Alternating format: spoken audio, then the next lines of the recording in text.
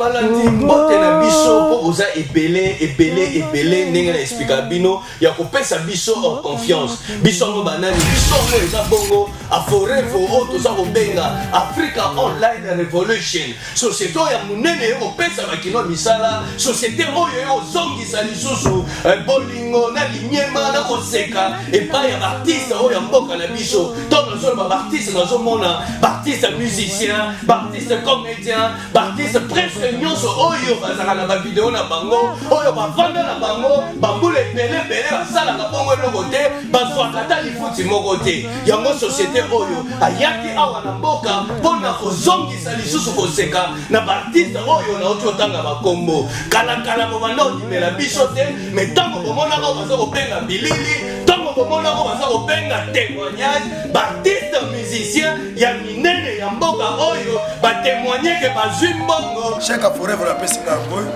nakende benda mbongo na ngai oyo na banka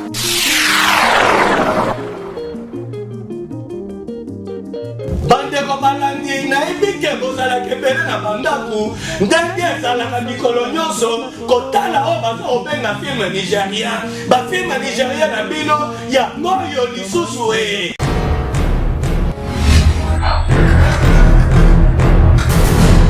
C'est très clair qu'il y a un démon qui habite ce palais. Hey, ne me parle pas de cette façon-là.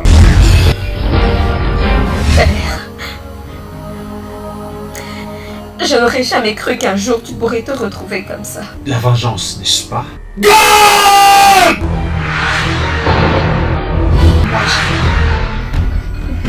Alors, ainsi soit-il.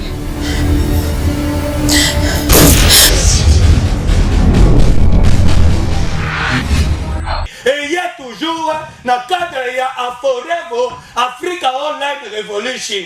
Oh, tu comprenez le film, bien oh, anglais, les Kébélés, oh, interprète, place, il y a je t'aime, à l'objet, je t'amour. Alors, vérité, mon ami, Aforevo Africa Online Revolution. Et il y a quoi interpréter les bina lisusu, bat film nigérien. Oyo bolingaka mingi dans le côté ya lingala donc c'est-à-dire que place à je t'aime balobi je t'aime place à na lingi yo balobi na lingi yo boya ebele kotala ba film oyo interprété pe doublé na Forever Africa Online Revolution.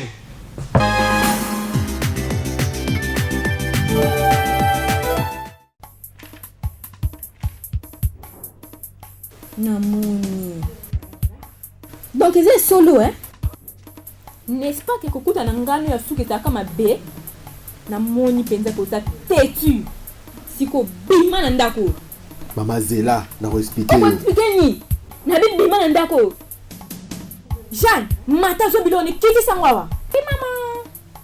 Mama po nyo sala ngai boy. Hein? Po nyo sala boy. Na yambio ya. Wani kimia na lopango boy. Tala. Koyebisanga teke papa kufi. Koyebisanga teke papa kufi. Boka ba master, boyebi. Bido sonne bozana bo comprendre no ni petit comédie biso na epese to bosani. Nana posa, mutumo wa izanga nini? Nini penza to kosala po to mona CDT.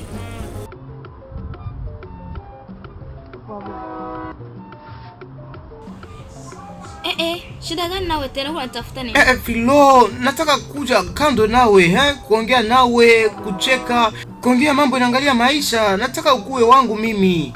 Maisha. Uko mzima? Wala unajifunza kuwa mchao. Akili yako haiko sawa wewe? Hapana, hakuna tatizo hata kidogo ndani yangu. Nataka ujue.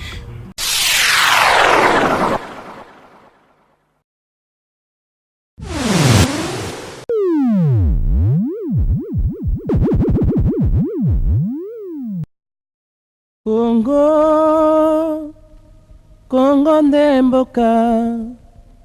mboka ngo mokengeli bana mboka bongo tuna biso totikali ndenge nini musique banda na audio eza bongo son osali son na yo oza na album na yo ya mobimba oza bongo na album oyo ezali minano clip te yaka toza lisusu awa biso lisusu banani biso ketu ei tozobenga yango KDA musique c'est-à-dire connected to America so nabeti lisolo bongo parce que nayebi que na America nde owapi masolo ya iTunes ebanda to c'est-à-dire que yo moto oza kolelalela bapirate yo mingi basede audio eza kopirate ozoteka te yaka bongo na balbum na yo ya mibimba na Gateway Music batongolela yo oyo toza kobenga iTunes batekelo yango ndenge esengeli na kati ya monde entier na monde mobimba oyoka ndenge masolo yango ezalaka oya kosimba mbongo na yo ya sur